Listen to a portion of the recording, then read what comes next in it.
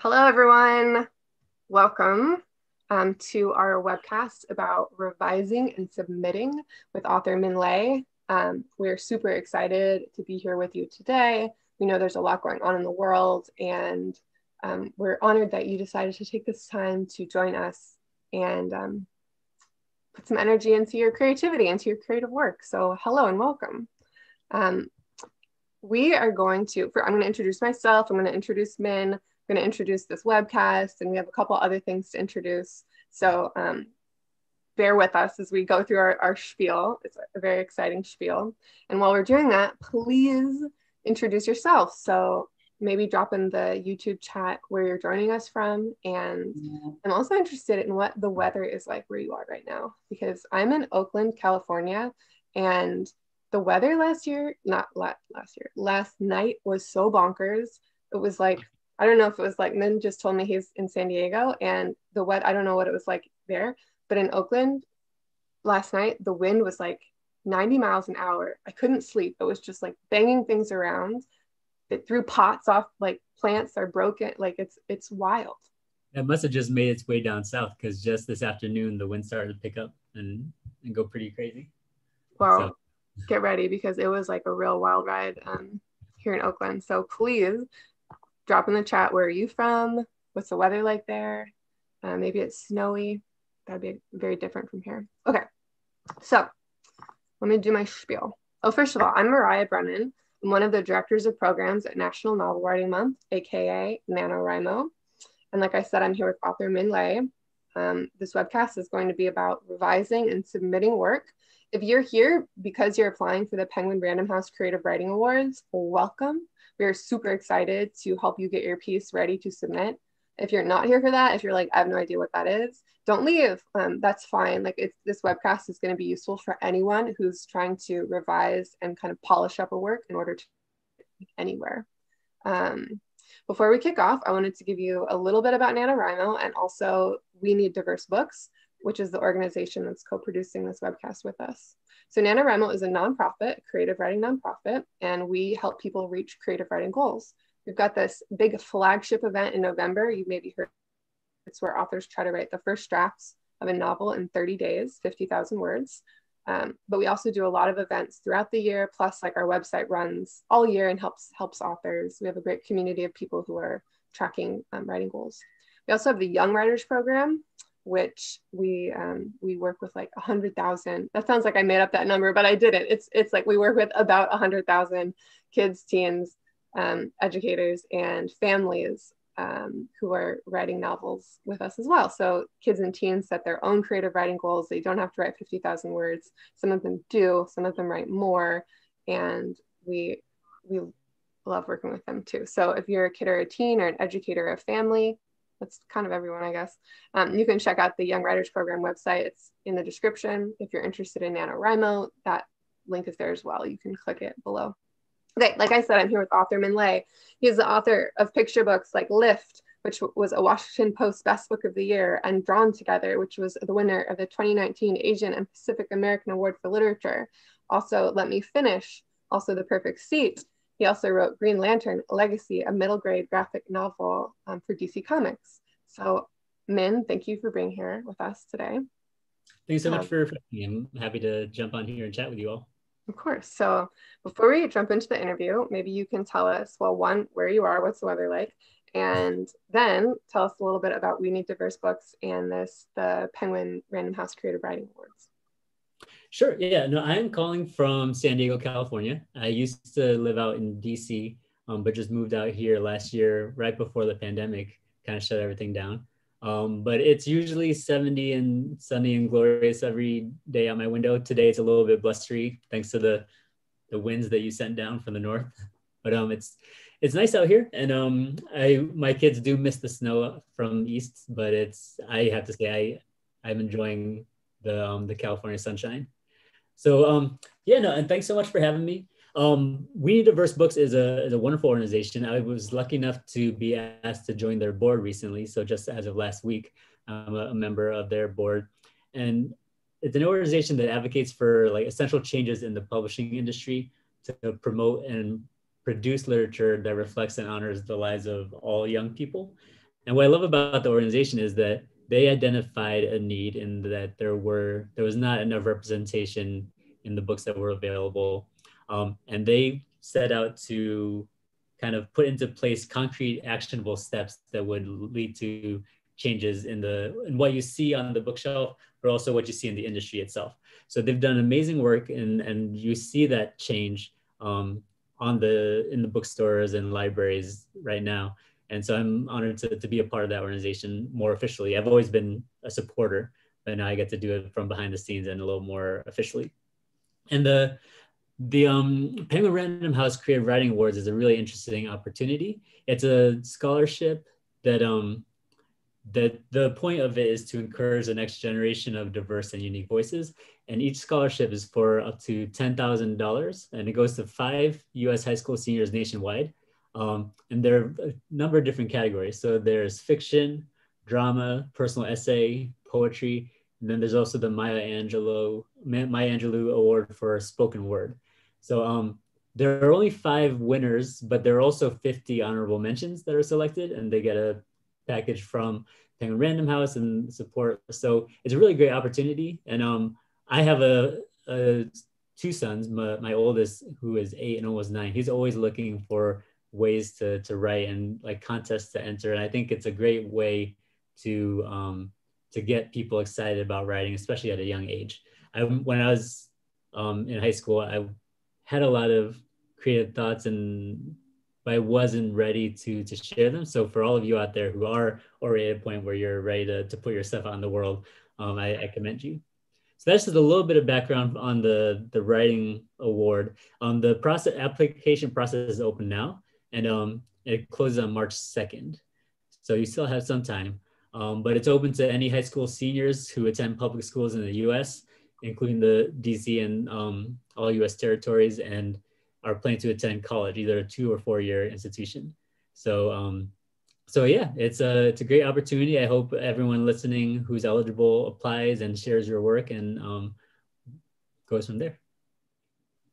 And I like what you said about like once you start applying and creating work for one competition or one contest or one scholarship, it becomes like a lot easier to keep doing that for other things. So like, for example, we're about to run a contest in the Young Writers Program, revising like novel excerpts. So you could use, if you're not a high school senior, but you're in the Young Writers Program, there's something you could do. Or I see people in the chat who are revising their NaNoWriMo novel, same thing. Like we're hoping these skills will help you be able to polish up any work you care about. And we were talking before in the chat, but one thing that I hope we get to talk about later is just both applying for things, but also kind of like dealing with rejections, because as writers, I think that like you care so much about your little baby works, and you polish them up to be so like perfect, and then send them out into the world, and you have to deal with a lot of rejection. And it's just like when you have 1,000 people applying for something that 5 people, at a certain point, it's not really like you don't get rejected because your work is bad. It's just like kind of chance down at a certain point. So I don't want you, if you're a person who can't apply for things because I'll just get rejected, or I've been rejected before, like that's part of being a writer. That's how you know you're a writer, if you've been rejected.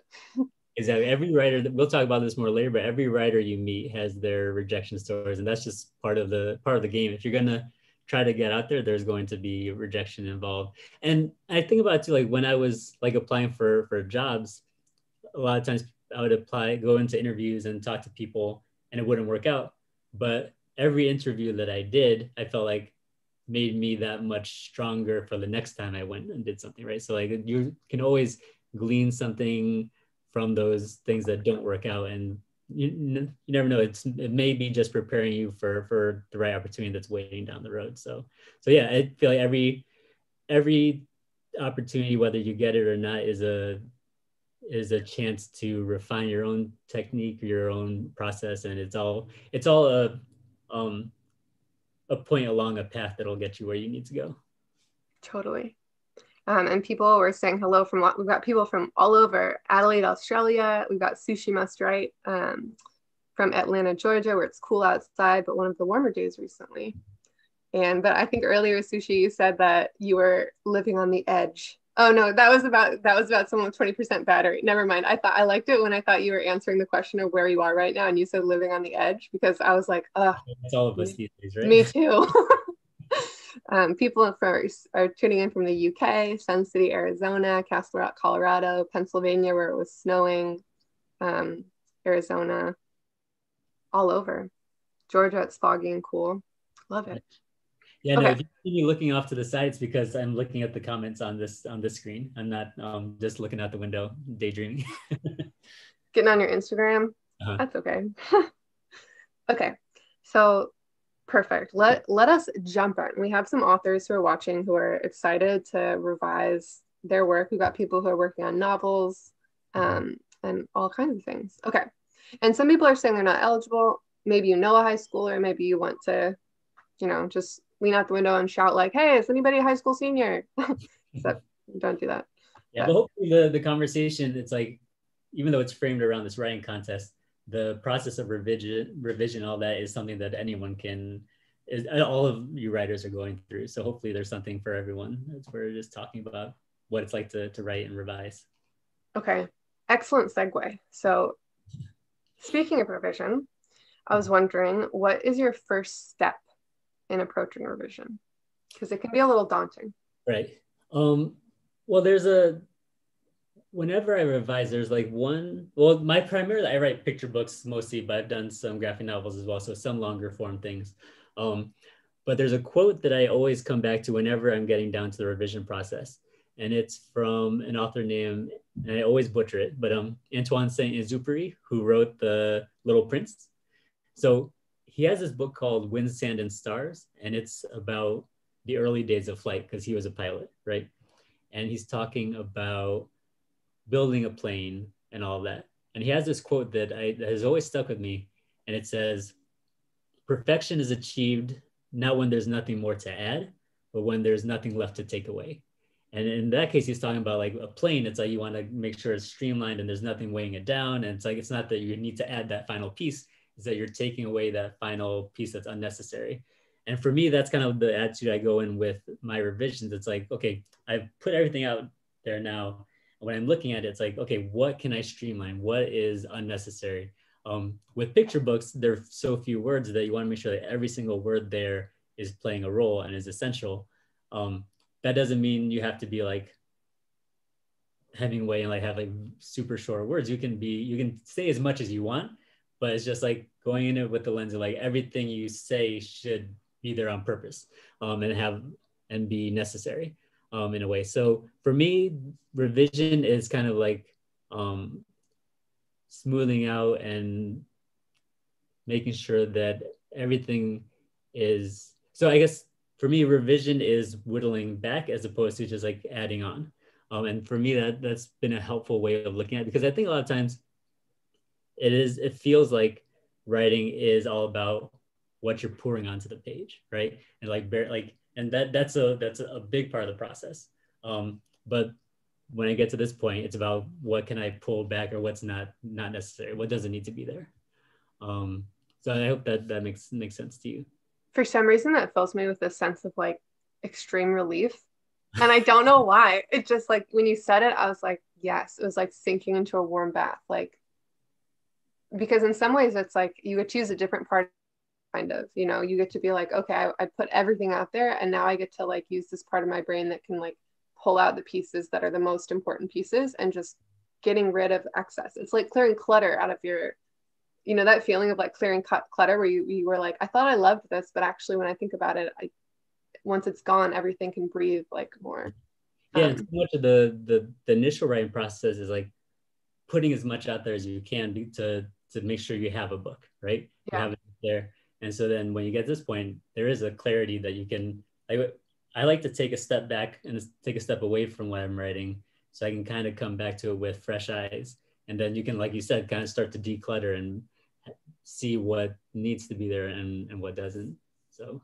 And I think like starting, like you said, like starting like with a picture book, when you have, I'm sure you do this actually picture books too, where it's like you eventually get to that granular level of like what exact word needs to belong. Mm-hmm. But then if you zoom out, it's like, okay, do I need this character? Do I need this story? Like, do I need this plot line? Do I need this setting?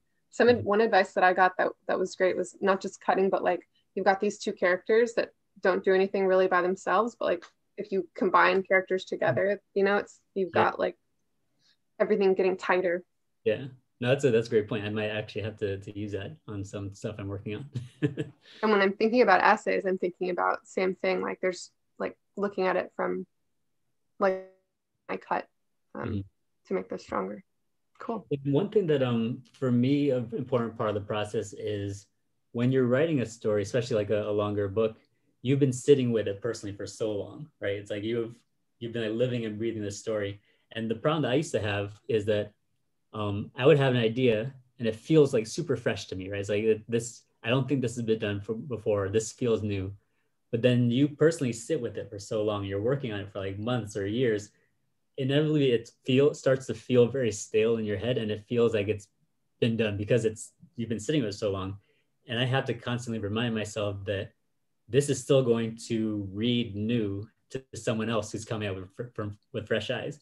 And that's something I intellectually know, but like I have to actually remind myself that like, because it's naturally going to feel a little bit stale, but that's just the part of the process. And trying to keep that sense of freshness for yourself when you're editing is part of the trick for me. That's cool.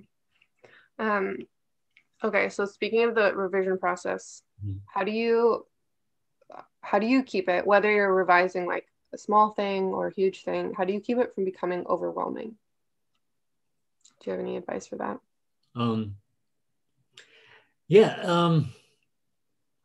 I think the thing is like when you're writing, especially when you're writing a long book, you're never going to revise the book in its totality in like one sitting, right? It's like if you think of it as just like, I need to go revise my book, that's setting yourself up for failure, because no matter how much progress you make when you're sitting down, you're going to fall short of that goal of having revised your book, right? So I like to kind of like chunk it out into digestible pieces and be like, okay, I just need to do 5 pages today or like 1 chapter today. And just the intellectual exercise of breaking it down into something that I can actually accomplish within a sitting or within a day or two. For me, I need to have those progress points, those like milestones and markers to keep myself motivated and going. So it's kind of like just like learning how to frame the long-term goal in a way that does have discrete pieces along, so that you don't fall into that pit of despair of like, because you can sit there for like hours and make a lot of progress, but you're like, I've not done revising my novel. And then you're like, you feel like even if you know better, you have this like undercurrent of like, I'm not done. I haven't accomplished what I set out to accomplish, because you're looking so far down the line. But if you sit down and be like, okay, my goal today is to edit 3 pages, or to just like take a look at this, reread this 1 chapter. Those small goals, I think, will add up quickly, and then you can kind of, you'll get there quick. For me, I get there faster if I am hitting those targets. That was my next question, was whether you, like in NaNoWriMo, we have like the website is set up to like have very clear goal tracking, right? Like this many words per day, and then you get to 50,000 words, and the Young Writers Program site as well. But revision is like when you're writing, it's so clear, like you see progress so clearly, right? You know, like you have more words than you had the day before. And then I think like tied into what you just said, revision, kind of the work disappears. So do you track like pages, or do you track time or something like that? Do you have a system? I go by pages. So with like the longest stuff I write are like graphic novels, and those like 120 pages or so. And I break those up into sections, like 3 sections. Then each section has like chapters. Even though the final product isn't organized that way, I organize it for myself like that. So I'll say, you know, I'm gonna tackle this chapter today. So I do. So I don't do it by word count necessarily, but I do it by page count. And organizing like that does give me a way of having both the smaller goals of like a chapter, and then the mid goals of a section, like a third of the book, and then that's how I get there. That's great. people are chiming in the chat. I don't know if you're similar things, like breaking things down, like having a list of things you want to improve, questions you want to address, threads you need to knot, keeping track of it that way, which I think is great advice as well. I'm a big fan of tracking time. Like I'll track like, I'm going to work on this for an hour a day. And then it's like a very like it makes me feel good, right? Because like even if I don't do much, I still like devoted the time and I'm putting in the effort. I also like thinking about scheduling this out because I'm remembering myself as a high school senior, and I could write, like I loved writing, but revision was like I was kind of like, I don't need to revise, I'm a good writer, you know? So like I didn't schedule any time to like really consciously revise my work. And I think I would have been much stronger if I had been like, okay, I wrote this over 3 days. Now I'm going to take another 3 days to like cut it and, you know, really, really, really polish it up versus being like, well, I'm done. It's funny because for me, I feel like the writing part is the hard part and the revising part is the easy part, because I feel like there's a pressure to creating and like filling a blank page that feels kind of more ominous to me. But like having that page full of stuff and try to rework it feels a little bit more manageable in my head, at least. But when you're talking about like targets, something that I'll have to do, like I'm just thinking about the little games we play with ourselves to get ourselves where we need to go is because I'm on Twitter way too much. I don't track myself by time, but I will sometimes like put my phone across the room and be like, okay, I'm not looking at it for half an hour. I have to do at least half an hour of whatever I'm doing here before I even allow myself to start scrolling. Because once I do that, then it's like, that disappears into the time suck. Brutal. Yeah, no, I feel like for all of us, we all have our individual quirks and the ways our brains operate, and trying to figure out ways to work with those things instead of against those things are going to be important. Speaking of that, my next question is about revision do's and revision don'ts. Mm-hmm. And you can answer these in whichever order you want. So just thinking like, if you've got, for instance, maybe it's like one revision do is like put your phone someplace else for an hour or whatever. But just wondering if you had any really specific tips, like this really helps me when I revise and this thing like really doesn't right. serve me. Yeah, no, and kind of like this is kind of a combined do and don't. I was listening to some podcasts and they're talking about Martin Scorsese's editing process, and they said something like, and I'm going to butcher this because this is like hearing it third hand on a podcast talking about something that someone said, but he said something along the lines of like, his movies are never done until he cuts what was his favorite scene. And what they explained there is like, you may have one scene or one sentence or one thing that feels so perfect, that you like are holding on to so tightly that a lot of times your story may warp around that scene, even though it doesn't really fit, right? So I think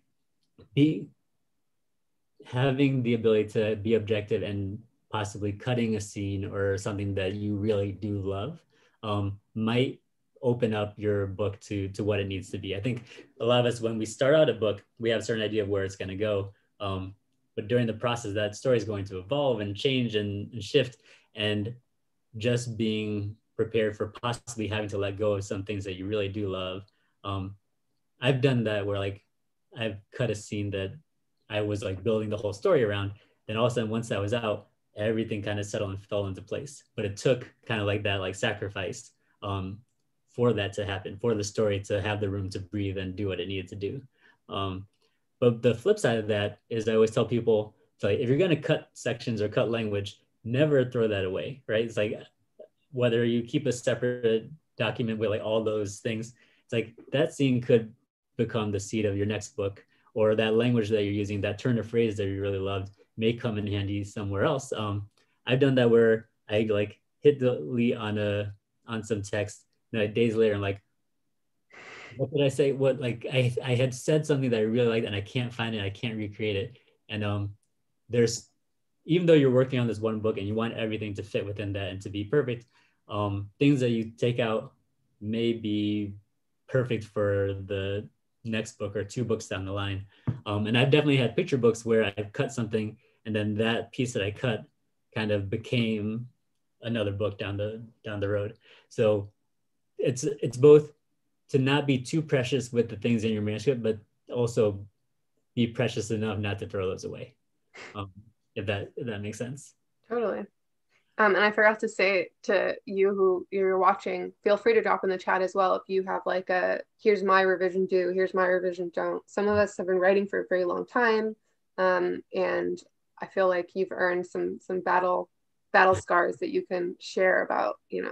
My one that I would share is that I'm sure is very familiar, but like whatever, I had to go through it, was I revised at the level of like sentence and language a lot. Like I'd be writing something and then I would be like, okay, I better, like, this isn't perfect yet, so I'm going to revise this paragraph until it's totally perfect. And I would spend hours doing it or days, doing it. And then when I'd finally finish the draft or finish like the second draft, I'd be like, oh, that whole section is cut now. Like I spent all this time revising very small details before I took the time to look at it big picture. So my revision do would be like, start big, right? Like, do I need this character? Do I need this plot line? Is this structure working? And then move from there, because otherwise, like, it's just, you don't know how many hours you're going to spend on something and that might not even make it in the final draft. Yeah, that's a good point. Like, because something else that's important for my personal revision process is to step back far enough to see that big picture. Because like you said, when you're writing or editing, like you're so like in the weeds and you're like under the hood and doing all the changes, like you don't have the perspective to take that big picture look. And I think a lot of times I'll be like banging my head against a manuscript and like just like hitting a dead end. And the best thing for me is just to set it aside and like go for a walk, do something completely different. And then that almost like hits the reset button for being able to come back and see what I was missing before. But a lot of times people, when they're under the gun, they feel like they can't give themselves that space or that time. But that time is going to be, for me at least, is really invaluable to have the right perspective when I'm going back in. Yeah, your brain kind of does work in the background, I've found. Like you think you're not thinking about it, and then all of a sudden, like, you get a question that opens up things for you. Like someone was saying they ask questions about their book that they'd like to answer. And I find that questions are really helpful for me too, where I'm like, why is this character doing this? Why is this scene here? Why is that, like, and I feel like when I take the time and space, like those questions like pop up into my head a lot faster. That's a really good technique. I like that. Cool. Okay. Sorry, I have so many tabs open, and I was saying I'm afraid to close any of them because I'm afraid I'm just going to shut this webcast down. Okay, so speaking of this, how much, I heard that someone asked this question at another webcast, and I thought that's interesting. So I'm just wondering, how much of your original draft remains in your final draft? Like 50%, 90%, 10%? I would say anywhere between 25 and 75%, depending on the project. I definitely had a book where I wrote the whole manuscript, and then through the editing process, we just took it in a complete different direction. And it was just like, again, like maybe like one scene that I took out all of a sudden opened up a whole different avenue for the story. And it's tricky because like in that case, it's like maybe what remained was 25% of the content, but it was still 100% of the story I wanted, right? It's like the story went in a different direction, but at its heart, it was still the same story. It was the story. And with all of my projects, I start out by like creating a log line, like one or two sentences that kind of like captures the essence of the book or the project. And what I tell people is like, when you're working with editors or working with a writing group or just like editing yourself, you have to give yourself space to let the story shift and change over time. But it's helpful for me to, as you're going along, to revisit what that initial seed was, to make sure that as the story changes, it's still the story you want to tell. And it's not that it's changed so drastically that you've lost sight of that story or becomes someone else's story, right?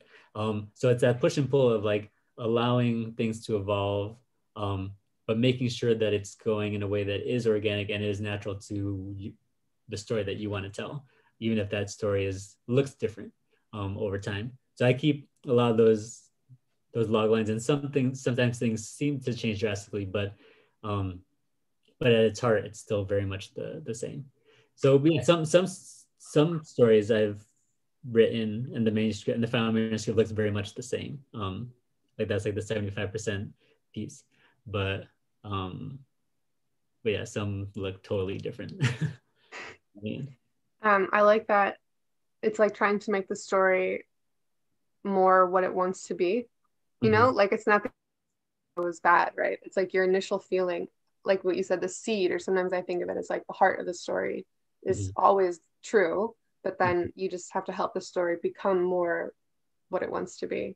So I was in a revision class once and they said, just do it in one word, right? This is a story about blank. This is a story about friendship. This is a story about, you know, like responsibility. And then like, along with the like other things, but that stuck with me too. Just like this like guiding word for your revision. Yeah. And it's kind of like if you're confident in your vision and like that, what that seed is, then you can kind of let the story loose and let it go where it needs to go. And because you know where that's, you know what's at the heart of it. I think the flip side is like if you're so protective of that you end up like kind of like choking or suffocating the book, and it's like almost like you're holding it captive to your intent. And I've had projects like that where it's like the story ends up kind of just like fizzling out because it needs that space, needs that oxygen to be able to take off. So yeah, it's always like everything. I feel like everything I say comes back to like that push and pull and that balance between space and intent and all that stuff. So it's a tricky thing to keep in mind, but I think you all can do it. I think it's like I think what you just said, y'all can do it, is like people think of themselves like sometimes if you've written a lot of stuff but you've never revised it, you think, I don't know how to do that. When really it's not like you need two different hats. It's not like writer hat, revision hat. It's like you just keep your writer hat on through all of it, you know, like it's the same skills that you use to write the novel. You use the same instincts, you know, you're still thinking like, how do I tell a good story? You know, well, how can this character be funny? You know, it's just, you don't need like a perfect red pen and like a, you know, like you get to be the same person. And they're just like there are many ways to write a novel or write a book or write a story or essay or whatever. There's many ways to revise. Like you get to do the way that works for you. Yeah, cool. For the record, like I am terrible at grammar and commas and stuff like that. So like when I'm going through and revising, like the final product always needs a copy editor. It's like it's never going to be 100% perfect and polished in my hands. Unfortunately, I can try to get as close as possible, but yeah, if you're aiming for like 100% perfect and like you obsess over that, then you can that can be your worst enemy if that is what thwarts your momentum, right? I think just like focusing, like you were saying before, on that like progress and like just trying to keep moving forward. Even if you don't get to what you think of as 100%, if you're 95% there, then that might be all it takes to be ready for submission. Thanks. Somebody people were dropping some do's and don'ts in the chat, and Jade Small said one that I've tried before too, which is I start a whole new document and rewrite every word. Trying to rewrite in the previous document won't make you do the hard revisions. So I've had that before too, where I'm like, this sentence is great, but then when I actually like retype it into my second draft, I'm like, oh no, I can make this way better. It like tricks your brain into looking at it in a new way. So yeah, retyping your second draft is good. A funny thing that happens to me a lot is like I'll be editing and I'll be on like, let's say page 20 and I'll rephrase something. I'll be like, oh, this sounds so much better. And I'll change that sentence and I'll keep reading. And I use that exact same phrase on the next page. I'm like, oh, so I was just patting myself on the back for something I wrote like months ago. But yeah, no, a trick similar to that I've heard people use, and you've probably seen it before. I think Alexander Chi tweeted out about it a couple years ago, saying that he takes his final document and changes the font and size and rereads it that way and it makes sense. I've tried this because if you're looking at a document for so long, it's like you almost start to glaze over, and you've seen these words and you've seen these patterns so much, you're not actually reading it substance anymore. But once you visually change it up and it's like things are in different places a little bit, then that allows you to engage with the text in a different way and kind of not take all the things for granted, that just like after a while visually things just feel like set in stone and you're not even paying close attention. So that's a trick that I've heard people use that actually seems to work in some way. Cool. This kind of relates to what you said earlier about getting kind of like a fresh, like someone else to read it, like you said, writing group or editor, and like a beta reader, right? It's like a term for the first person to, like, early people who read your earlier drafts, not like your first draft, but like if you've got a draft that's, you know, you've taken it as far as you can take it yourself and you want someone else to read it and give advice. I'm wondering, well, one, like, do you use beta readers, and do you have kind of, because I think one thing, like, I'm not sure it's a great idea to take your draft and just give it to like your best friend this and tell me what you think, because like who knows what they're going to come back with, who knows what's going to be useful for you. They might just like you and say like it's great but that's not helpful, or they might say, and then you're like, well, that's not helpful either. So do you have like advice or of questions or directions to give beta readers? Yeah, no, I think it really depends on who your beta reader is. For me, nothing goes out of my house without my wife reading it first. Like she is like my first line of defense and my first editor. And I had to struggle with, a lot of times I want to give her manuscript with a list of issues that I already have in mind. But then what worries me is that that's going to color how she reads it. And like if she's focused on these things that I'm focused on, or that I tell her to focus on, that already determines what kind of edits I might get back or what kind of critique. So with her, I like to just give it to her kind of fresh. And we just have a phrase now. It's like, okay, I'm handing you this draft with all the disclaimers. It's like, it's rough, it's raw, but just, and she's like, okay, I got it. I know you by now, right? But that way she can look at it as someone walking into a bookstore would look at it, because you're not going to be there when someone picks your book off the shelf and be like, okay, actually, these are the things I would like you to pay attention to as you're reading. So for me, that kind of provides a more authentic form of review. And something that a friend of mine, Alex Gino, who's an author, pointed out is like, you might send a manuscript to someone with particular issues in mind or particular problem areas, but it's usually the things that you aren't even on your radar that might be what's problematic or what's causing a problem with your manuscript, because you're so focused on other things that there's this other issue that's kind of lurking in the background. And if you give too much direction, then maybe your reader would miss that too. But again, it depends on the person you're sharing it with. It might be a good idea to give like a short list of questions or issues that you have in mind that you want them to look at in particular, especially if you're having like a targeted read of like, my book deals with science. I need a scientist to kind of fact check this stuff. In that case, you might want to give some targeted areas for the person to focus on. So yeah, I don't have a clear, this is how you have to do it. But I think there is a value in having someone go in without a filter, if possible. I like to. Oh, yes. No, I was gonna say the one thing for me, and this thing I also have to check myself on, is if you're going to share your manuscript for feedback, make sure that you are in a position to be open to whatever comes back, right?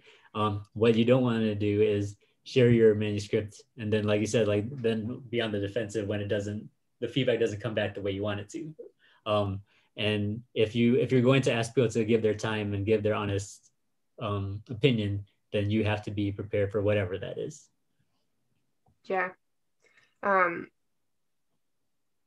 Yeah, if you already think something's perfect, why are you asking for feedback, right? Like you have to tell yourself like, okay, I know this isn't perfect and I'm open to making it better. Yeah. If you're I was just gonna say that if you're looking for questions to help guide readers, I think linked below this video we have our Young Novelist Workbook, which is a workbook for the Young Writers Program, and in the end there's a section with questions that you can give like readers, your first readers. But I also like the idea of going, like, you don't want to skew their opinion. I like to make my husband read things and then ask me questions. Like, you know, I'll just say like, you can give feedback in the form of questions, and that's it, because I'm too sensitive probably, but I get good advice that way. It might be a case where you need both, right? You might need someone to go in it and read it fresh without any kind of guidance, and then you might need someone to do a different type of read where it is more targeted. So I don't think they're necessarily one or the other. But I don't think it's one or the other, but I think the two different approaches may lead to two different types of feedback. Yes. And sometimes I'll give it to him and I'll say, this is an early draft and I just need you to tell me that it's a story. And then he'll say like, yes, it's a story. And I'm like, great. Like no further feedback needed, because I know it's not perfect, but I just need that encouragement. Yeah. We've worked out like a deal too. I have a couple more questions, but I wanted to also open it up to people in the chat because there's a little bit of a delay. So if you've got questions about revision or about submitting, please drop them into the chat and I'll pull them. We're going to save the last like 10 or 15 minutes to answer questions. So start dropping them in now. I already pulled one. And while those are coming in, I will ask my next question, which is about, how do you know, okay, so you've like revised your thing, you got a beta reader, you did all this stuff, you're like, have this contest you want to submit to or publisher or whatever. How do you know when something's ready to submit? Do you know? Do you ever feel like it's ready to go out there in the world? For me, it's just like when the deadline is, because I'm very much a stickler for deadlines, and I'm loath to have to ask for an extension. So I kind of like know like, okay, that's the drop dead date when I have to send something in. But more seriously, I think with a picture book, when it's like, a picture book is so self-contained in its text and its length that I feel like that kind of book I can sit with and polish until I feel like it's like not necessarily done, but like as perfect as I can get it. And it's like, and that's very clear to me when I thought, okay, this is as far as I can take it. It's ready to go. And I think it's like, it's refined and I feel like it's complete. With the longer works, I feel like a lot of times it's like, it doesn't feel like it's contained and complete, but it does feel like you've taken it as far as you can go. And it's like, at a certain point, you're just like tinkering with little details. And you realize that you can tinker for the rest of your life, right? You can always like change a word here, change a word there. And at a certain point, you have to send it out. So it's almost like, I almost feel like I had this image, I'm not sure it makes sense, of like, I'm Vietnamese, so I will go to the grocery store, the Asian grocery store, and get those like giant bags of rice. I feel like it's almost like you're carrying this giant unwieldy bag of rice. At a certain point, your arms tell you that you can't go any further. You have to put it down. And it's like, there's that sense of like, kind of like release of just like knowing, okay, like this is what it is right now. And it's not a very, it's almost, for me, it's almost like a physical sense of like, okay, this is done. Like I've ran out of gas for this particular book. And then but the thing for me is like, it depends. If you're submitting it to a contest, then it has to be more complete. If you're submitting it to like an agent or an editor, I know that there's going to be more work to be done. But now it's taking to that next phase and having someone else who will look at it, and then we'll work on it together. So it's a slightly different approach to like, I'm submitting this for a contest and it has to be a final product, versus sending it to an agent or editor. It's like, this is the final product as I have it, but it still has more lives to go, more rounds to be worked with. So for that, for me, it's a little bit less pressure. But also I'm very much guilty of like hitting submit and sending a manuscript to my editor, and then like 2 minutes later be like, actually, forget that last document and please read this one instead, because I changed this on page 110 or something like that. So it's like I said, there's a very good chance you're never going to feel completely done, but at a certain point you have to throw it over the fence. Honestly, I think a good strategy would be fake submitting something a day before it's due to like some like dummy email address, like a fake Uh-huh. email address. Because I do that as well. I finish something and I'm like, perfect, ready, share it. And I'll like email it to someone. And then the next day I'm like, don't read that because Uh-huh. like you're just proud and you want to like share it. But then as soon as you have a second to breathe, you're like, it's not ready. Right. So I think if you're going to submit to a contest or yeah, do a fake submission the day before and then see all the feelings that bubble up and then like That's a revise those and then do it again. that's a good idea because there is something magical about hitting that send button where all of your mistakes suddenly reveal Yeah, themselves. it's weird. It really is magic. Like all of a sudden you just see all the problems that you didn't see before. Uh-huh. So as long as it's to like a fake account, like good. But um okay. And then my last question before we hop into some of these audience questions is just if you had any stories of like or any advice for final advice for authors submitting to a scholarship or a contest or a magazine or an agent for the first time. Mhm. And do you have any stories yourself of like acceptances or rejections to impart us with? Yeah, no, my number one piece of advice for submitting to whether it's to a contest or to an agent is, and it's going to sound very basic, but is just to carefully read the submission guidelines because every award's going to have different criteria or different guidelines. Every agent is going to have different details, and what you don't want is for your beautiful piece of writing to be rejected because of some formatting issue or because it was sent in the wrong, like with the wrong font or this and that. Because for all of two who are getting like thousands of submissions, it's like those those things may filter out your product, your story before it even gets to anyone's eyes to read the content. So having the wherewithal and the detail oriented eye to make sure that you're submitting it in the right way so you get in the door is really important. And because you want to make sure that they're getting to that your story is making it to its destination and doesn't fall short at the gate, right? Um, so that's like I said, very basic advice, but I think it's critical. I've had like I used to work for the federal government, and their like HR department has all these guidelines. I know people that apply for jobs, and their resumes or their application was never read because it was thrown, like the system threw it out before anyone even got to read it, and that's the worst thing. You want to put all this effort in, then have it be disqualified on a technicality, right? But yeah, as far as rejection goes, like I said, every author you talk to is going to have those rejection stories. And I know that one author goes to school presentations and she printed out all her rejection letters and like unfurls it for the kids and at the length of the gymnasium, right?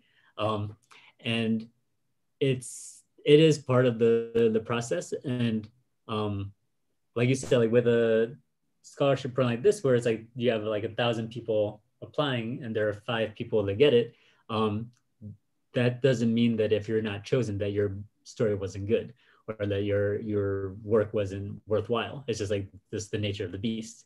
Like I said, the one of the best pieces of encouragement I've ever gotten was in a rejection. When I first was submitting querying for my first book, I sent out to like 10 or 12 cold query letters to agents and got 10 or 12 very polite thanks but no thanks. But one was from one of my favorite children's book editors, like just a legend in the field. And the letter was one of the kindest things I'd ever read. He's like, I really love this book. Um, Unfortunately, I have another book coming out that's very similar, so I'm going to have to pass.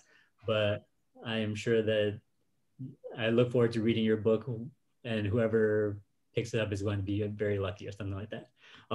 And just hearing those words of encouragement from somebody was a way to keep me going because by my nature, I'm very shy and I very well could have gotten all that first round of like all rejections and just be like, okay, well, I guess it wasn't meant to be. And then just like walk away and be like, I gave it my best shot, but I'll move on.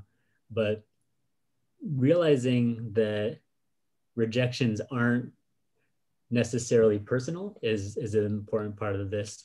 And the other thing is when it boils down to it, all it takes is one yes, right? It's great to have like an auction and a bidding war for your work, but at the end of the day, you're going to have you as an author and your book are going to be published by one publisher, right? So it really just takes that one person or that to believe in your project, your book, and then the world can open up for you.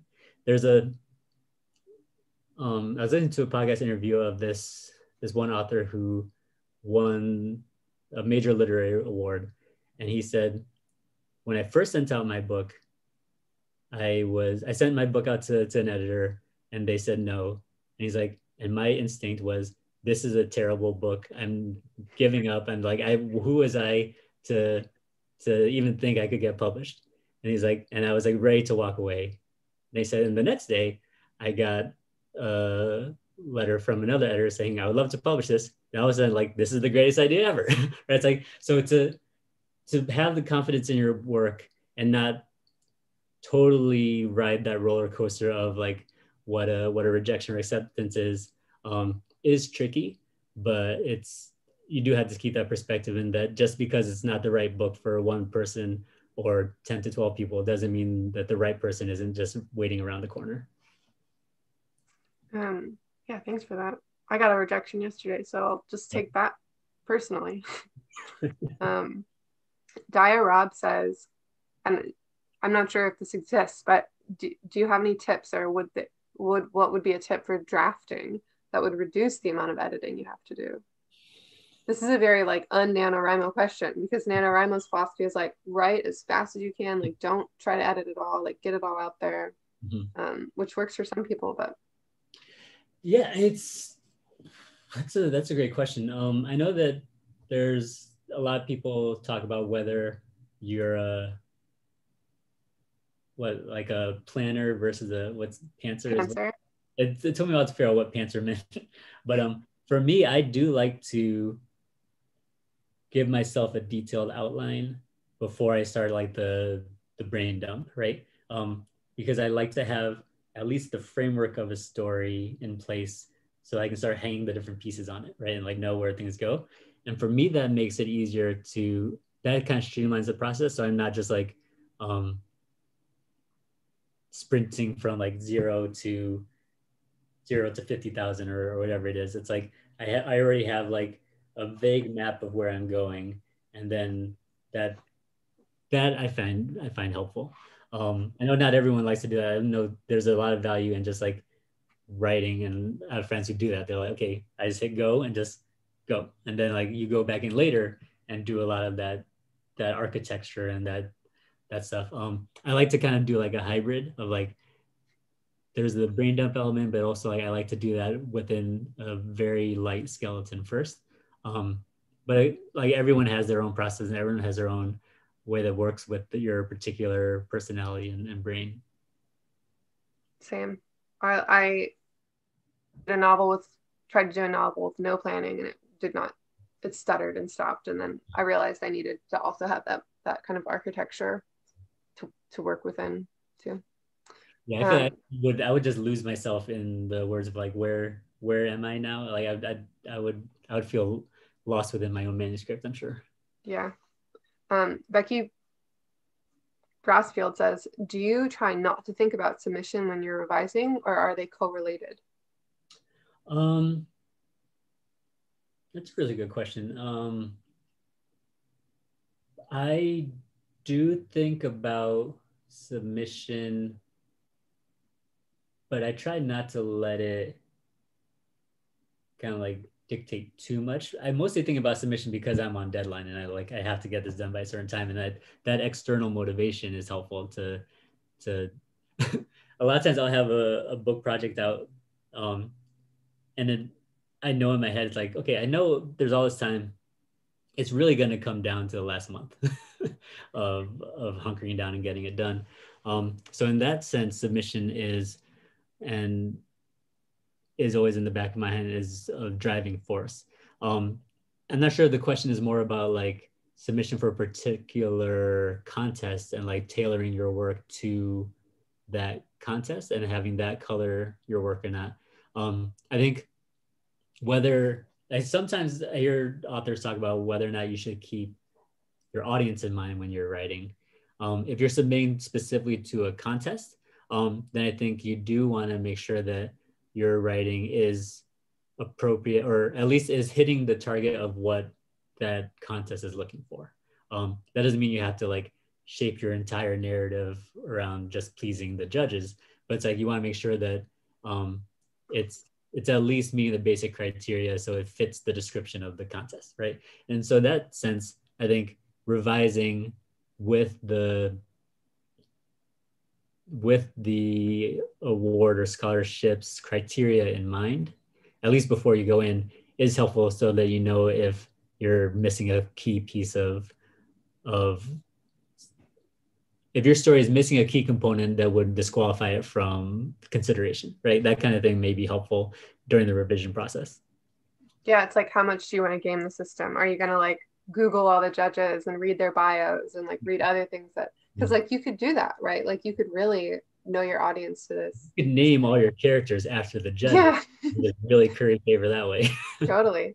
At least the heroes and heroines. You don't want to name all the villains. Yeah.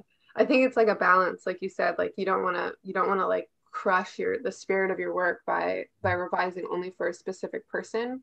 I find that when I'm revising now, I'm getting like a little bit stuck because I'm revising for this like imaginary literary audience that I'm like, I have to please them, you know, but like really I should be thinking like what's going to delight me, as Right. long as and then when I'm looking, if I'm going to look for submission or for publishers or agents, like kind of seeking people who match me. So rather than like twisting yourself into knots to fit a particular contest or submission process, like find the ones that speak to you already, I think. So if you're like, find yourself like changing your work and twisting yourself up and making things up and like Googling all the judges, maybe look for a contest that's a little more up your alley.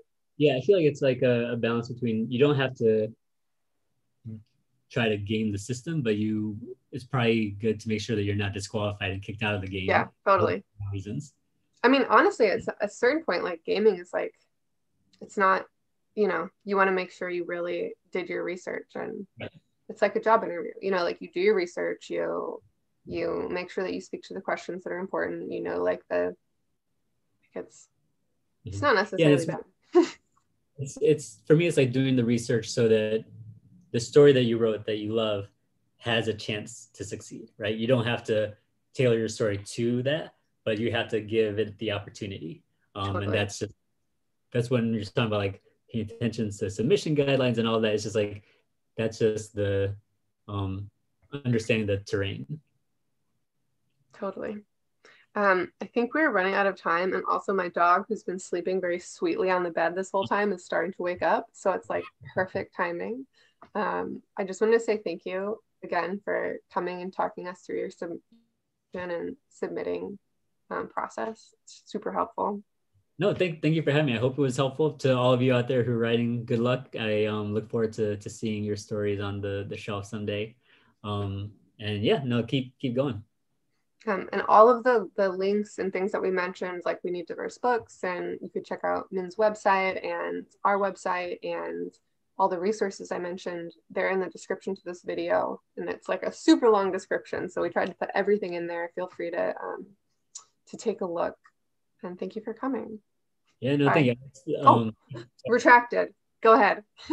No, I was just saying that when I was thinking about this, it wasn't until I was in my mid-30s that I was ready to send anything out into the world. So for all these kids who are in high school that are ready to share their writing, it's like you were miles ahead of where I was at that time. So congratulations. And now I'm ready to say bye. Okay, bye. Bye. And now I'm going to wait awkwardly.